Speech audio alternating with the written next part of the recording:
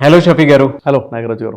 ADHD దీని effect అసలు ఏ విధంగా ఉంటుంది, దీన్ని ఎలా ఐడెంటిఫై చేయాలి, వాళ్ళ బిహేవియర్ అసలు ఎలా ఉంటుంది సార్? అసలు నాగరాజు గారు, ఏడిహెచ్డి అని కామన్గా వినబడే పదం ఇది కదా, చాలామందికి తెలుసు ఏడిహెచ్డి అనేది ఒక డిజార్డర్ అని చెప్పేసి. అయితే యాక్చువల్గా ఇదేంటో క్లారిటీ ఉండాలి. చాలామందికి ఉన్నటువంటి అపోహ ఏంటంటే ఏడిహెచ్డి అనేది కేవలం చిన్నపిల్లల్లో ఉండేటువంటి ఒక డిజార్డర్ మాత్రమే అన్న ఆలోచనలు ఉండిపోతున్నారు. కానీ మారుతున్నటువంటి టెక్నాలజీ, మారుతున్న లైఫ్ స్టైల్ని బట్టి చిన్నపిల్లల్లో ఉన్న డిజార్డర్ చిన్నపిల్లల నుంచి పెద్దవాళ్ళకు కూడా అలా తగ్గకుండా అలాగే కంటిన్యూ అవుతుంది. అంటే ఒక 10 మందిలో ఒకటికి డిజార్డర్ ఉందా అంటే లేదని చెప్పలేం, ఖచ్చితంగా ఉందని అనిపిస్తుంది మనకి కరెక్ట్గా స్టడీ చేస్తే. ఏడిహెచ్డి ఏంటి? Attention deficit hyper activity disorder. ఇది ఇక్కడ ఈ పదంలోనే అర్థమైపోతుంది. ఏంటది? అటెన్షన్ అనేది డెఫిసిట్గా ఉంటుంది, అటెన్షన్ ఉండదు, ఇన్అటెన్షన్ ఉంటుంది, హైపర్ యాక్టివిటీగా ఉంటారు వీళ్ళు. అది ఒక డిజార్డర్. అది అయితే దీన్ని క్లారిటీగా అర్థం చేసుకుంటే, ఇప్పుడు యాక్చువల్గా నేను ఇప్పుడు చెప్తుంది నాగరాజు గారు, ప్రతి ఒక్క వ్యక్తి కూడా చూడాలి, ప్రతి పేరెంట్ చూడాలి. ఎందుకంటే అవసరం, వాళ్ళ పిల్లలు ఈ డిజార్డర్ ఉందా లేదా తెలుసుకోవాల్సిన అవసరం ఉంది. ప్రతి హస్బెండ్ చూడాలి, వైఫ్లో ఈ డిజార్డర్ ఉందా లేదా, వైఫ్ చూడాలి, ప్రతి వ్యక్తి తనలో ఉందా లేదా కూడా ఐడెంటిఫై చేసుకోవాలి.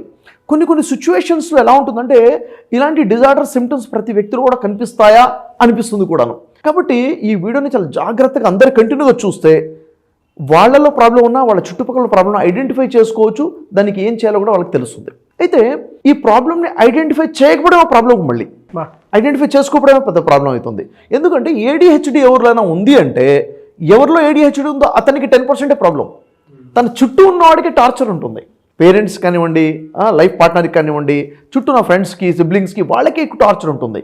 అసలు ఏంటిది ఏడిహెచ్డి ఏంటంటే, వాళ్ళ సిమ్టమ్స్ ఎలా ఉంటాయి, దానివల్ల వచ్చే ప్రభావం ఎలా ఉంటుంది అని చూసుకున్నట్లయితే, ఫస్ట్ వీళ్ళ అటెన్షన్ ఎక్కడ కూడా చేయలేరండి, ఎక్కడ ఏకాగ్రత పెట్టలేరు, దృష్టి పెట్టలేరు, ఫోకస్ దగ్గర చేయలేరు అనమాట. ఇన్అటెన్షన్ ఉంటుంది. అంటే వాళ్ళు చదవడానికి కూర్చున్నా కానీ కొంచెం సేపుకు మించి ఎక్కువ ఫోకస్ చేయలేరు. ఏదైనా పని చేయాలన్నా కానీ ఫోకస్ చేయలేరు. సిస్టమ్ మీద కూర్చున్నా వర్క్ చేయలేరు, హోంవర్క్ కోసం కూర్చున్నా చేయలేరు, ఏ పని మీద కూడా దృష్టి పెట్టలేరు. అటెన్షన్ అసలు వీళ్ళలో ఉండదు అనమాట. ఈజీగా ఏదైనా పని చేయడం మొదలు పెడితే చిన్న వాటికే డిస్ట్రాక్ట్ అయిపోతూ ఉంటారు, డీవియేట్ అయిపోతూ ఉంటారు, డిస్ట్రాక్షన్ అయిపోతూ ఉంటుంది. వీళ్ళు ఏదైనా పని మొదలు పెట్టడమే తప్ప పని పూర్తి చేయడం అనేది వీళ్ళు కనబడదు. విషయాలు మర్చిపోతుంటారు. మీరు వాళ్ళకి ఏమైనా పని చెప్పారనుకోండి, చేస్తానని చెప్పి అక్కడి నుంచి లేస్తాడు, ఎందుకు లేచాడో మర్చిపోతాడు, విషయం మర్చిపోతాడు, వస్తువులు మర్చిపోతారు. వీళ్ళు ఒక దగ్గర కీ పెడితే ఎక్కడ పెట్టారో మర్చిపోతారు, వెతుక్కుంటూ ఉంటారు. స్పెడ్స్ పెడితే వెతుక్కుంటుంటారు, వాళ్ళ బ్యాగ్ ఎక్కడుందో వెతుక్కుంటుంటారు, నోట్స్ ఎక్కడుందో వెతుక్కుంటుంటారు, పెన్ ఎక్కడుందో వెతుక్కుంటుంటారు. ప్రతి వస్తువు కూడా వెతుక్కోవడంలోనే సమయం పోతుంది. ఎందుకు మర్చిపోతుంటారు అనమాట. ఎందుకు మర్చిపోతున్నారు? అటెన్షన్ ఉండదు, చేసే పని మీద దృష్టి ఉండదు. సో నిజంగా చెప్పాలంటే ఒక రకమైనటువంటి ఒక అశాంతికి గురైపోయి ఉంటారు వీళ్ళు. ఇది ఒక రకమైనటువంటి, ఇంకా దీంట్లో మాట్లాడుకో చాలా డీటెయిల్గా మాట్లాడుకోవచ్చు. దీనివల్ల ఏమేమి నష్టాలు ఉన్నాయంటే చాలా పెద్ద నష్టాలు ఉంటాయి. అంటే ఎప్పుడైతే ఫోకస్ చేయమో అన్ని విషయాల్లో లాస్ అయిపోతాం కదా. రిలేషన్స్ విషయమైనా, ఎడ్యుకేషన్ విషయమైనా, వర్క్ అయినా, రిజల్ట్స్ అయినా, ఎక్కడైనా డిజైర్ ఉంటాయి. దీంట్లో ఇంకొకటి ఏముంది, ఇక్కడ హైపర్ యాక్టివ్గా ఉంటారు. మనిషి యాక్టివ్గా ఉండడం మంచిదే, హైపర్ యాక్టివ్నెస్ అనేది డిజార్డరే కదా. అవును కదా. అంటే ఎంత ఓవర్ యాక్టివ్గా ఉంటారంటే వీళ్ళు ఎక్కడ కూడా ప్రశాంతంగా కూర్చోలేరు, ప్రశాంతంగా ఉండలేరు అనమాట. ఎప్పుడు ఎక్కడో దగ్గర నడుస్తుంటారు, చేస్తుంటారు, కదులుతుంటారు, ఓవర్గా మాట్లాడుతూ ఉంటారు, అనవసరంగా మాట్లాడుతుంటారు. అంటే ఎలా ఉంటుందంటే ఇక్కడ అతను మాట్లాడాల్సిన అవసరం ఉండదు, కానీ మాట్లాడ మొదలు పెట్టేస్తుంటాడు. అవునా, అర్థం లేకుండా మాట్లాడేస్తుంటారు. ఓవర్ యాక్టివ్నెస్ ఉంటుంది. ఒక దగ్గర కూర్చున్నా కానీ కాళ్ళు చేతులు కదులుతూ ఉంటాయి, అలాగే హ్యాండ్ మూమెంట్స్, ఇదే హ్యాండ్ మూమెంట్ ఉంటుంది, లెగ్ మూమెంట్ ఉంటుంది, ఏదో ఒకటి చేస్తుంటాడు. ఏంటంటే అసలు ఒక ప్రశాంతతే ఉండదు. ఒక మాటలో చెప్పాలంటే ఒక మోటార్ ఫిట్ చేసేస్తే ఒక మనిషికి స్పీడ్లో పెట్టేస్తే ఎలా తిరుగుతూ ఉంటుందో ఆ విధంగా ఎప్పుడు మనిషి యాక్టివ్గా ఉంటాడు. పిల్లల్ని చూస్తే వాడు ఈ బెంచ్ నుంచి ఆ బెంచ్ మీదకి, ఈ సోఫా నుంచి కిందికి దూకుతూ ఉంటాడు. అది చూస్తుంటే పెద్దవాళ్ళకి గుండె అయిపోతూ ఉంటుంది, వాడు ఎక్కడ పడిపోతాడో అన్న భయం. పరిగెడతా ఉంటాడు, దీన్ని తీసి గుద్దేస్తూ ఉంటాడు. ఏం చేస్తున్నా అంటే అమ్మ ఏం పగిలిపోతుందో, టీవీ పగులుతుందా, రిమోట్ పగులుతుందా, వాడి తల పగిలిపోతుందా, కాళ్ళు ఇరిగిపోతా అన్న భయంతో చూసేవాడు ఉండడమే తప్ప వాడు ఎక్కడ కూడా యాక్టివ్. ఇది చిన్నపిల్లలను ఉంటుంది అనుకుంటాం, కానీ పెద్దవాళ్ళను కూడా చూసినా కానీ వాడు ఎప్పుడు కూడా ఏదో చేస్తూనే ఉంటాడు, ఖాళీగా ఉండడు. అంటే ఈ ఓవర్ యాక్టివ్నెస్ అన్నది ఇది ఒక డిజార్డర్గా మనిషికి చాలా నష్టాలు ఉంటాయి. దీనివల్ల ఎక్కువగా మాట్లాడటం, ఇవన్నీ కూడాను ఈ ఓవర్ యాక్టివ్నెస్. ఈ రెండోది కాకుండా ఇంపల్సిటివిటీ కనిపిస్తుంది నాగరాజు గారు ఇక్కడ. అంటే ఏంటిది?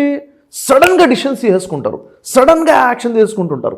ఫర్ ఎగ్జాంపుల్ చూడండి, ఒక బాబు కూర్చొని ఫోన్ చూస్తున్నాడు, చాలాసేపటి నుంచి ఫోన్ చూసావు కదా, ఇంకా చాలే అని ఫోన్ తీసేసుకుంటే వెంటనే అక్కడ పడిపోతాడు, ఏడవడం మొదలు పెడతాడు.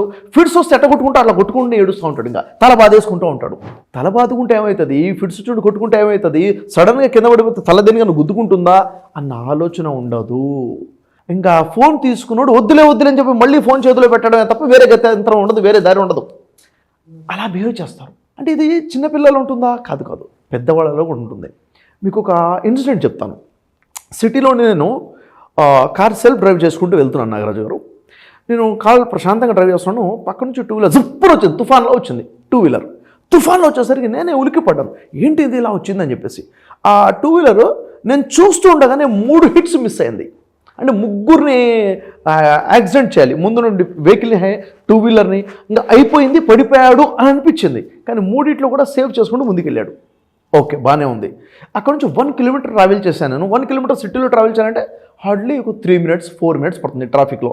ఆ 1 కిలోమీటర్ ట్రావెల్ చేసిన తర్వాత అక్కడ నేను చూస్తున్న సీన్ ఏంటంటే వాడు పడిపోయి ఉన్నాడు. వెళ్ళి అక్కడ ఉన్నటువంటి టిప్పర్కి హిట్ చేసుకున్నాడు, ముఖం పగిలిపోయింది, పడిపోయాడు. చాలామంది గ్యాదర్ అయ్యారు. నేను కూడా వెహికల్ పక్కకి తీసి చూస్తే తల చిత్తు అయిపోయి ఉంది, మొత్తం బ్లీడ్ అయిపోతుంది. యాక్చువల్గా ఏమైంది అక్కడ? ఓవర్ యాక్టివ్నెస్, అంటే ఏమవుతుందో తెలియనటువంటి తనంలో తీసుకున్న డిసిషన్స్ అనమాట. అంటే వాళ్ళు మాట్లాడే విధానంగా అలాగే ఉంటుంది, పనులు చేసే విధానం అలాగే ఉంటుంది, డిసిషన్స్ కూడా అలాగే ఉంటాయి. ఇంపల్సివిటీ అని ఉంటుంది. ఇది ఇంకా మీకు అర్థం అవడానికి ఒక ఎగ్జాంపుల్ చెప్తాను. ఫర్ ఎగ్జాంపుల్ క్విజ్ ఉందనుకోండి, స్కూల్లోనే క్విజ్ పెడుతుంటారు పిల్లలకి. టీమ్ ABCD పెట్టేసి ఫస్ట్ క్వశ్చన్ సెకండ్ ఉంటుంది. ఇప్పుడు క్వశ్చన్ టీమ్ ఏని అడుగుతున్నాం, క్విజ్ మాస్టర్ అడుగుతున్నాడు ఈ క్వశ్చన్. టీమ్ Dలో ఉన్నవాడు క్వశ్చన్ అడిగిన ఆన్సర్ చేస్తాడు. నీ వంతు కాదు కదరా, నువ్వు మాట్లాడేది కాదు, క్వశ్చన్ వెళ్ళదు కదా. ఆ స్పృహ ఉండదు. నా వంతు వచ్చేంతకు నేను నిలబడాలి, నా టర్న్ వచ్చేంత ఇప్పుడే నేను మాట్లాడాలి అన్న స్పృహ కూడా ఉండదు. అసలు ఆలోచన ఏమాత్రం లేకుండా కూడా స్పందించేటువంటి ఈ ఇంపల్సివిటీ ఉంటుంది అనమాట. ఇంపల్సివిటీ, ఈ లక్షణాలన్నీ కూడాను. వీళ్ళ ఆలోచనలు ఎలా ఉంటాయంటే నాగరాజు గారు, మీరు చూడండి, సీతకొక చిలుక ఉంటుంది. మీరు కొంచెం ప్రశాంతంగా దాన్ని గమనించండి. ఎక్కడ ఉండదు, ఇక్కడ ఎగురుతుంది, అక్కడ కూర్చుంటుంది, అక్కడ ఎగురుతుంది, ఇక్కడ కూర్చుంటుంది, ఇక్కడ ఎగురుతుంది, అక్కడ కూర్చుంటుంది, తిరిగి ఎక్కడి నుంచి వరల్డ్లోకి వెళ్ళిపోతుంది, నచ్చిన వాళ్ళకి అలా వెళ్ళిపోతూ ఉంటుంది. నేను ఎందుకు ఇలా చెప్తున్నానంటే, ఈ డిజార్డర్ ఉన్న వ్యక్తి ఆలోచనలు కూడా ఒక దగ్గర ఉండవు. అటెన్షన్ ఒక దగ్గర ఉండదు. దృష్టి ఇక్కడ నుంచి అక్కడికి, అక్కడి నుంచి అక్కడికి, అక్కడి నుంచి అక్కడికి ఇలా వెళ్ళిపోతుంటుంది. అర్థం కాదు, అసలు ఎటు వెళ్ళాడో అర్థం కాదు. తను చేస్తున్న పని ఒకటి, తను ఆలోచించేది ఇంకేదో ఉంటుంది. ఉదాహరణకి భోజనం చేస్తున్నాడు, ఈ డిజార్డర్ ఉన్న వ్యక్తి ముందు పెరుగు పెడితే అతను పెరుగు చూడడు. పెరుగు చూడగానే పురుగులు గుర్తొస్తాయి, పురుగులు చూడగానే ఇంకెక్కడికి వెళ్ళిపోతాడు. కళ్ళ ముందు పెరుగు ఉంటుంది, ఇంకా తినలేడు. అంటే ఇది ఓవర్గా మనిషి యొక్క ఆలోచనలు ర్యాపిడ్ స్పీడ్లో వెళ్ళిపోతుంటాయి అనమాట. అది పాజిటివిటీలో అయినా కానీ నెగిటివిటీలో అయినా కానీ ఆలోచనలు స్పీడ్గా వెళ్ళిపోతుంటాయి. ఇక్కడ ఏమైపోతుంది, ఫోకస్ మిస్ అవుతుంది. ఫోకస్ మిస్ అయినప్పుడు అక్కడ రిజల్ట్స్ అనేవి రావు. అందుకే పని మొదలు పెట్టడమే తప్ప పని కంప్లీట్ చేయడం అనేది జరగదు. వీళ్ళు ప్రశాంతంగా ఒక దగ్గర కూర్చోవడం కూడా కూర్చోలేని పరిస్థితి అనమాట. అయితే ఈ డిజార్డర్ 2 రకాలు ఉంటుంది నాగరాజు గారు. ఒకటి ఇంట్రావర్ట్ పర్సనాలిటీకి ఉన్నటువంటి డిజార్డర్, రెండోది ఎక్స్ట్రావర్ట్ పర్సనాలిటీకి ఉన్నటువంటి డిజార్డర్. ఇది అయితే ఈ 2 డిజార్డర్స్ ఉన్నవాళ్ళు సపరేట్గా ఉంటారు.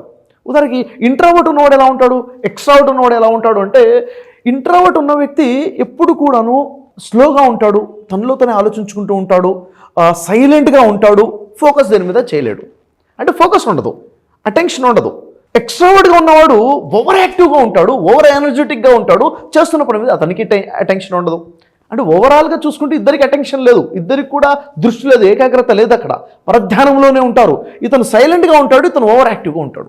ఇప్పుడు ఈ ఇంట్రావర్ట్ ఎవడవుతున్నాడో, ఇంట్రావర్ట్ అనే వ్యక్తి ఐసోలేట్గా ఉండడాన్ని ఇష్టపడతాడు. ఎవరిని కలవడు, ఎవరితో మాట్లాడటం ఇష్టపడ్డు, తెలిసిన వ్యక్తులు వస్తున్నా కానీ పలకరించడం ఇష్టం ఉండదు. కొత్త వ్యక్తులు పరిచయం చేసుకోవాలంటే ఒక రకమైన భయము, ఒక రకమైన టెన్షన్గా ఫీల్ అవుతాడు ఇంట్రావర్ట్గా ఉన్నవాడు. కాబట్టి హ్యూమన్ రిలేషన్స్ ఉండవు. ఎక్స్ట్రావర్ట్గా ఉన్నవాడు అన్నెసరీగానే వెళ్ళి కలుస్తూ ఉంటాడు 10 మందిని. అంటే ప్రతి వాళ్ళలో వెళ్ళడం, ఇన్వాల్వ్ అవ్వడం, చేయటం ఈ విధంగా ఉంటుంది. ఓవరాల్గా వీళ్ళిద్దరిది 2 రకాల పర్సనాలిటీస్. వీళ్ళిద్దరిలో ఉండేది కూడా ఏంటంటే ఇంపల్సిటివిటీ ఉంటుంది. అంటే సడన్గా డిసిషన్ తీసేసుకోవడము, సడన్గా పనులు చేయడము, పనులు ఫోకస్ చేయకపోవడము, వస్తువులు మర్చిపోవడము, పనులు మర్చిపోవడము, రిజల్ట్ రాకపోవడము, ఇవన్నీ కూడా. దీనివల్ల ఏమవుతుంది, ఎప్పుడైతే పనులు అవ్వవో, రిజల్ట్స్ ఎప్పుడైతే రావో, వాళ్ళకి కాన్ఫిడెన్స్ దెబ్బతింటుంది. వాళ్ళు చేసే పని మీద కాన్ఫిడెన్స్ దెబ్బతింటుంది, రిలేషన్స్ దెబ్బతింటాయి, కోపం వస్తుంది, ఇరిటేషన్ పెరిగిపోతుంది. అంటే తన చుట్టూ ఉన్న వాళ్ళకి కూడా కమిట్మెంట్ మిస్ అవుతూ ఉంటాయి కదా.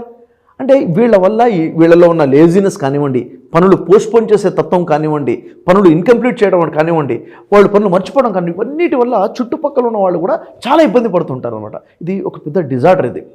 అయితే ఈ డిజార్డర్ ఉన్న వాళ్ళలో అదేమో నెగ్లిజెన్సీలే, వాడికి లేజినెస్లే అని చెప్పేసి వదిలేస్తుంటారు. కాదు, ఎప్పుడైతే ఈ డిజార్డర్ ఉందని ఐడెంటిఫై చేస్తామో దాన్ని ఒక థెరపీస్ ద్వారా బయట కూడా పడవచ్చు. ప్రాబ్లం ఐడెంటిఫై అయిపోతే దానికి సొల్యూషన్ తీసుకురాలేం కదా. ఇక్కడ ఒక ఎగ్జాంపుల్ మాట్లాడుకోవాలి నాగరాజు గారు. ఇప్పుడు పుష్పలో యాక్ట్ చేసినటువంటి ఫహద్ ఫాజిల్ ఉన్నారు కదా. అవును. ఫహద్ ఫాజిల్ తను ఓపెన్గా అనౌన్స్ చేశాడు. తను ఏమని, నాకు ADHD ఉంది, ప్రాబ్లం ఉంది, అంటే నేను హైపర్ యాక్టివ్గా ఉంటాను, అటెన్షన్ నాకు ఉండదు, ఈ డిజార్డర్ నాలో ఉందని చెప్పేసి తను ఒప్పుకొని ప్రకటించాడు. ఒకసారి ఆలోచించాలి, అంత పెద్ద స్థాయిలో ఉంటే ఒక స్టార్, అంటే ప్రొఫెషనల్గా కెరీర్ పరంగా సక్సెస్ అయినట్టు ఒక వ్యక్తి తనలో డిజార్డర్ ఉందని ఒప్పుకోవడం చాలా గొప్ప విషయం. ఐడెంటిఫై చేయడము, దాన్ని ఒప్పుకోవడం కూడాను. ఏమవుతుంది చూడండి, కొంతమంది వ్యక్తులు ప్రొఫెషనల్గా టాప్ లెవెల్ సక్సెస్గా సెలబ్రిటీస్గా మారిన తర్వాత వీళ్ళ ఫోకస్ ఫ్యామిలీ లైఫ్ మీద, పర్సనల్ లైఫ్ మీద తగ్గొచ్చు. అవునా లేదా? లేకపోతే రెండింటిని ఎలా బ్యాలెన్స్ చేయాలి అర్థం కాదు వీళ్ళకి. ప్రొఫెషనల్ లైఫ్ని ఎలా బ్యాలెన్స్ చేయాలి, ఫ్యామిలీ లైఫ్ని ఎలా బ్యాలెన్స్ చేయాలి, టైం ఎట్లా మేనేజ్ చేయాలి, వర్క్ ప్రయారిటీ ఎలా ఇవ్వాలో డిసిషన్ మేకింగ్ ఉండదు. దీనివల్ల కూడా ఈ ఉన్నటువంటి డిజార్డర్ పెరిగే అవకాశం ఉంటుంది. అందుకే ఫహద్ ఫాజిల్ ఎప్పుడైతే స్టేట్మెంట్ ఇచ్చాడో, తర్వాత తన వైఫ్ కూడా ఇచ్చిన స్టేట్మెంట్ ఏంటంటే, ఫహద్ ఫాజిల్ ఈ డిజార్డర్ని తను ఐడెంటిఫై చేయడము, దానికి నేను చేసింది ఏంటంటే పేషెన్సీగా తనతో లైఫ్ లీడ్ చేయడం ఉంటుంది. పేషెన్సీ అంటే చిన్న పదమే, కానీ ఎంత పెద్ద పదం చెప్పండి అది. ఓపికగా నేను జీవితాన్ని లీడ్ చేస్తున్నానంటే, తను చేస్తాన పని చేయడు, పని మధ్యలో వదిలేస్తుంటాడు, తొందరగా ఇరిటేషన్ వస్తుంటుంది, తొందరగా కోపం వచ్చేస్తుంటుంది, హైపర్ యాక్టివ్గా ఉంటాడు, సడన్గా డిసిషన్ తీసేసుకుంటాడు. అవునా లేదా? చాలామంది లైఫ్లో కూడా అంటుంటారు, ఆయన కొన్ని పనులు చేస్తాడు సడన్గా, తర్వాత ఏమవుతుందో కూడా ఆలోచించకుండా డిసిషన్ తీసేసుకుంటాడు, తర్వాత లాస్ అయిపోతూ ఉంటుంది, తొందరగా నమ్మేస్తుంటాడు. నమ్మడం విషయంలో అయినా కానీ కొన్ని ప్రొఫెషనల్ విషయాల్లో సడన్ డిసిషన్ తీసుకోవడం, ఇది ఇంపల్సిటివిటీ ఉంటుంది. దీనివల్ల లాస్ అవుతూ ఉంటారు. అంటే ఫహద్ ఫాజిలే కాదు, కొన్ని మూవీస్ మనం చూస్తే, ఫర్ ఎగ్జాంపుల్, అంటే పబ్లిక్ ఇంకా ఈజీగా అర్థమని చెప్తాను. డీజే టిల్లు మూవీ ఉంది. డీజే టిల్లు మూవీ ఒకసారి చూస్తే అక్కడ ఉన్నటువంటి క్యారెక్టర్, హీరో క్యారెక్టర్ యొక్క చూస్తే అక్కడ హైపర్ యాక్టివ్నెస్ ఉంటుంది. అవునా లేదా? హైపర్ యాక్టివిటీ ఉంటుంది, ఇంపల్సిటివిటీ ఉంటుంది, సడన్గా డిసిషన్ తీసుకోవడము. తన ఆలోచనలు కూడా ఒక దగ్గర ఉండవు, వెంటనే మారిపోతుంటుంది. ఒకదాని మీద ఫోకస్ ఉంటుంది, ఒకదాని మీద ఫోకస్ ఉండదు. అది చూసుకుంటే అదో క్యారెక్టర్లే అనుకుంటాం. కాదు, అది నిజంగా చెప్పాలంటే అదొక రకమైన డిజార్డర్. అదొక రకమైన డిజార్డర్. ఇది ఆలోచిస్తే మన లైఫ్లో కూడా ఈ డిజార్డర్ ఉందా? ఏ పర్సంటేజ్లో ఉంది? సెకండరీ. 90% డిజార్డర్ ఉందా? 5% డిజార్డర్ ఉందా? నేను పనుల్ని పోస్ట్పోన్ చేస్తున్నాను, పనుల్ని మొదలు పెడుతున్నాను, వదిలేస్తున్నాను. చాలామంది చూడండి, పని మొదలు పెడతాడు, వదిలేస్తాడు. జిమ్కి వెళ్ళాలనుకుంటాడు, వదిలేస్తాడు. ఏదో పని మొదలు పెడతాడు, వదిలేస్తాడు. ఏదో డిసిప్లిన్ అంటాడు, వదిలేస్తాడు. ఇది ఎందుకుంది అంటే ఇంపల్సిటివిటీ. అది సడన్గా డిసిషన్ తీసుకున్నాడు, ఇది కంటిన్యూ చేయాలన్న ఆలోచన కూడా చేయకుండా స్టార్ట్ చేశాడు. అవునా లేదా? అంటే స్టార్ట్ చేయడంలో హైపర్ యాక్టివిటీ ఉంది, తర్వాత దాన్ని సడన్గా అటెన్షన్ డివైట్ అయిపోయాడు, ఈజీగా డివైట్ అయిపోతుంటారు అనమాట. అంటే వీళ్ళకి క్లియర్ కట్గా విజన్ ఉండదు, క్లియర్ కట్గా గోల్ ఉండదు, పెట్టుకోలేరు అనమాట. పెట్టుకున్నా కానీ డివైట్ అయిపోతుంటారు. ఇవన్నీ డిజార్డర్స్. ఉదాహరణ చూడండి, ఇప్పుడు ఇది అబ్బాయిల్లోనే ఎక్కువగా ఉంటుందని అపోహ కూడా ఉంది చాలా మందిలో. అబ్బాయిల్లోనే ఉండదు, అబ్బాయిల్లో ఉన్నది హైపర్గా కనిపిస్తుంటుంది, అమ్మాయిల్లో కూడా ఉంటుంది. అది అమ్మాయిల విషయంలో చూడండి, అరే ఎప్పుడు కూడా మాట్లాడుతూ ఉంటావేంటి, ఇంకెక్కువగా ఎప్పుడు వదులుతూ ఉంటావేంటి, సైలెంట్గా కూర్చోవచ్చు కదా అని అమ్మాయిల్ని పేరెంట్స్ అంటుంటారు. ఎప్పుడు ఏదో మాట్లాడుతూనే ఉంటావేంటి అని చెప్పేసి. అంటే ఓవర్ టాకిటివ్నెస్గా ఉండడము, ఎక్కువగా ఎక్సెసివ్గా మాట్లాడటం కూడా ఈ డిజార్డర్లో ఒక భాగం. ఇదొక సిమ్టమ్ ఇది.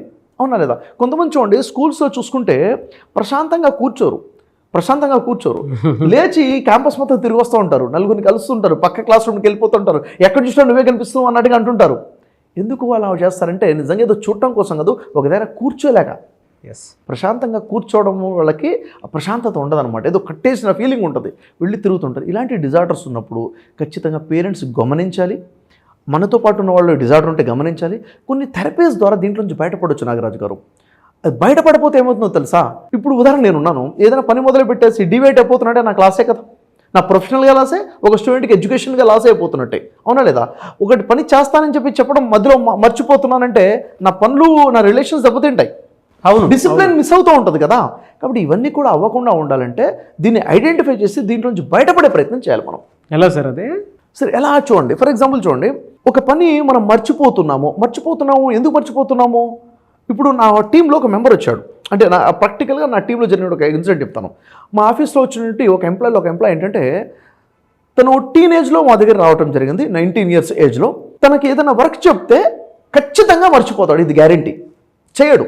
ఎందుకు చేయడంటే కావాలని చేయడం కాదు, తను మర్చిపోతాడు. నేను చేస్తాను, ఈరోజు ఈ వర్క్ చేస్తానంటాడు. కొంతసేపు చూస్తే ఏదో చేస్తుంటాడు, ఈ పని తనకి ఇచ్చిన విషయం కూడా మర్చిపోతాడు. ఈ విధంగా ఉండేది. అంటే వస్తువులు మర్చిపోవడము, పనులు మర్చిపోవడము ఒక డిజార్డర్ స్ట్రాంగ్గా ఉంది. అప్పుడు ఎప్పుడైతే మేము ఐడెంటిఫై చేసామో ఈ వ్యక్తులు ఈ డిజార్డర్ ఉందని తనకు చెప్పడం మొదలుపెట్టాం. ఈ పని ఈ టైం వరకు కంప్లీట్ చేసి నువ్వు అప్డేట్ ఇవ్వాలి.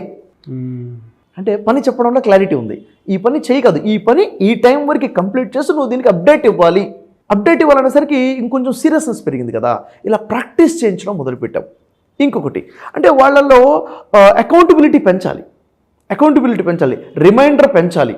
పెంచడం వల్ల ఏంటంటే మర్చిపోవడం అనేది తగ్గుతుంది. ఇంకొకటి హైపర్ యాక్టివ్గా ఎవరైతే ఉంటారో, హైపర్ యాక్టివ్నెస్ ఎక్కడ ఉంటాడు? హైపర్ యాక్టివ్గా ఉన్న వ్యక్తికి సరైన స్పోర్ట్స్, సరైన గేమ్ మనం చెప్తే అంటే పాజిటివిటీలో హైపర్ యాక్టివ్నెస్ ఉంటుంది. అది లేకపోతే ఎక్కడో పడితే అక్కడ హైపర్ యాక్టివ్ ఉంటే లాస్ అయిపోతాడు కదా. తను ఏం మాట్లాడాలో చెప్తే ఏం మాట్లాడకూడదో మాట్లాడకుండా ఉంటాడు. సో ఇవన్నీ కూడాను ఒక కరెక్ట్ థెరపీస్ ఉన్నాయి దీనికి.